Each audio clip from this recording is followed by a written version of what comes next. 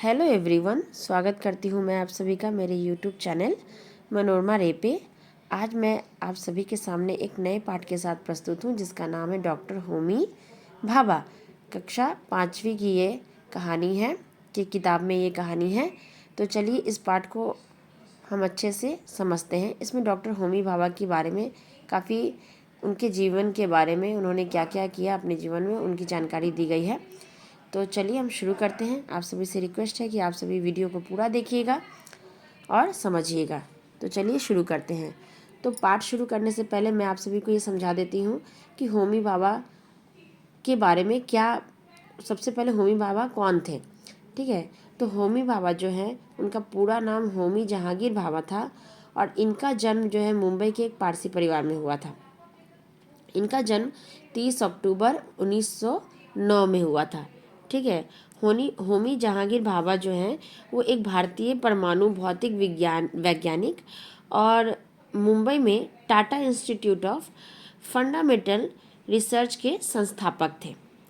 इसकी इन्होंने स्थापना की थी और इन्हें हम लोग भारत के परमाणु कार्यक्रम का जनक भी कहा जाता है। इनको होमी भाभा को परमाणु कार्यक्रम का जनक भी माना जाता है या कहा जाता है। ठीक है, तो जल्दी से हम इस पाठ को समझ लेते हैं।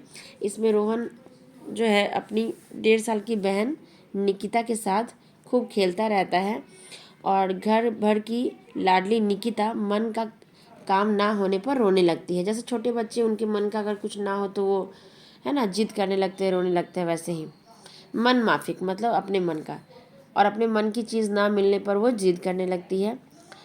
आज तो घर में अलग ही रौनक थी। बुआ फूफा जी जो आए हुए थे वे निकिता के लिए ढेर सारे खिलौने लाए थे। निकिता छोटी है इसीलिए, ठीक है, निकिता भी उनसे खुश होकर खेल रही थी। ढम ढम भालू ढम ढम भालू को वह बार बार जमीन पर पटकती और उससे निकली आवाज़ सुनकर खिलखिलाकर उठती। यहाँ पे एक छोटे बच्चे के बारे में बताया गया कैसे वो अपने खिलौनों से खेल कर खुश होती है। रोहन ने जब वो भालू लेना चाहा तो वो रो पड़ी। सबने खूब प्रयास किया पर वो चुप होने का नाम नहीं ले रही थी। तभी रोहन ने कारवा रिकॉर्डर चला दिया जो बुआ उसकी माँ के लिए लाई थी। गाना सुनकर निकिता का रोना बंद हो गया। ठीक है, और तो फूफा जी बोले, अरे यह तो बड़ी होकर होमी भाभा बनेगी। रोहन ने हैरान होकर पूछा, फूफा जी ये भाभा कौन है और निकिता भाभा क्यों बनेगी।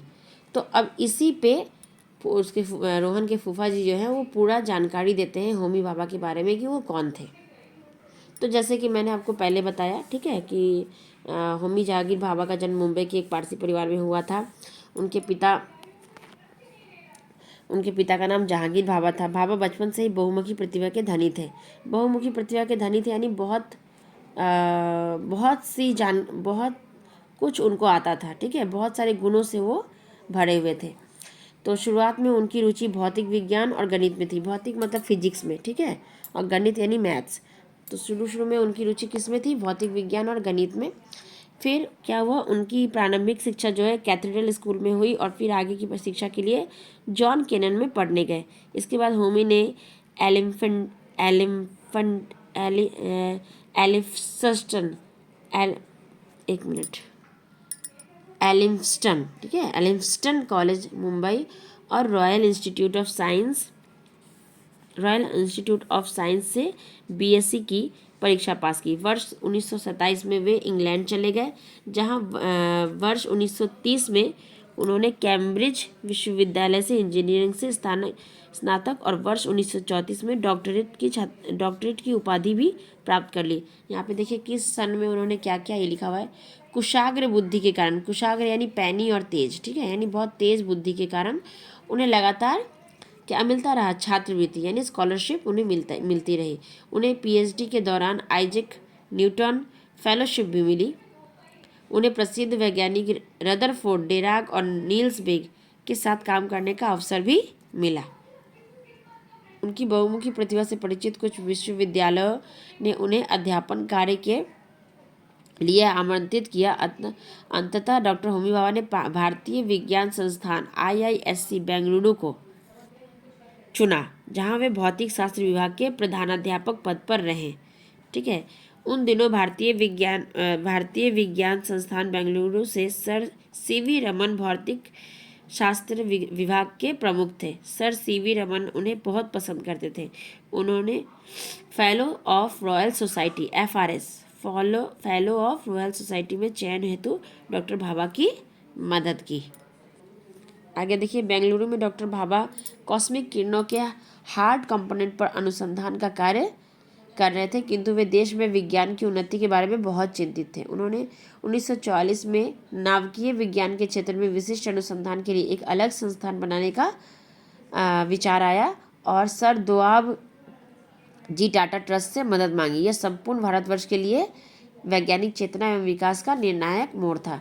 सन 1948 में यानी 1948 में डॉक्टर भाभा ने भारतीय परमाणु ऊर्जा आयोग की स्थापना की और अंतर्राष्ट्रीय परमाणु ऊर्जा मंच पर भारत का प्रतिनिधित्व किया।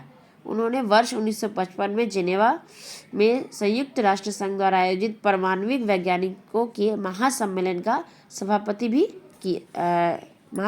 का सभापतित्व भी किया।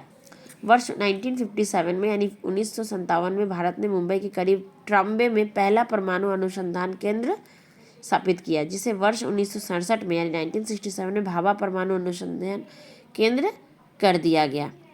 भाभा 1950 से 1966 तक परमाणु ऊर्जा आयोग के अध्यक्ष थे। तब वे भारत सरकार के सचिव भी हुआ करते थे। वे कभी भी अपनी चपरासी को अपना ब्रीफकेस यानी अपना सूटकेस जो है उठाने नहीं देते थे।